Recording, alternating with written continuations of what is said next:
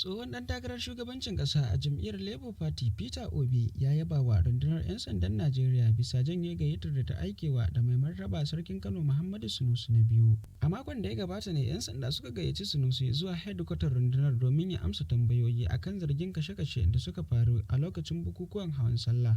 Da yake mayar da martani a wani rubutu da ya wallafa a shafinsa na X a ranar Litinin, Obi ya ce hanyar warware matsalar a matakin ƙasa-ƙasa zai fi ba tare da tursasawa daga sama ba, hakan zai ƙara kawo zaman lafiya. Tsohon gwamnan na Anambra ya ce babu buƙatar wannan gayyata tun farko, kuma hakan na iya tayar da hankali, lamarin da tuni ya ɗauki zafi.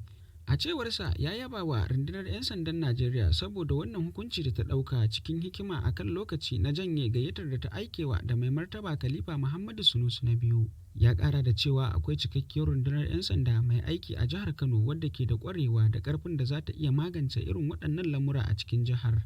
Wannan yabo na Peter Obi yana zuwa ne tun bayan da babban IG na Najeriya ya janye gayyatar da ya aikewa da Sarki Sunusi akan saba umarnin hukumar na gabatar da hawan sallah ƙarama, wanda bisa al'ada ake gabatarwa a dukkanin shekara. Hakan ya samo asali ne akan dambarwar masarautu tsakanin ɓangaren Sunusi da ke karɓar kariya daga gwamnatin jihar da kuma ɓangaren Aminu Ado Bayero da ke karɓar kariya daga gwamnatin tarayya. Yahaya Kabir Abubakar, BON Hausa, muryar Najeriya.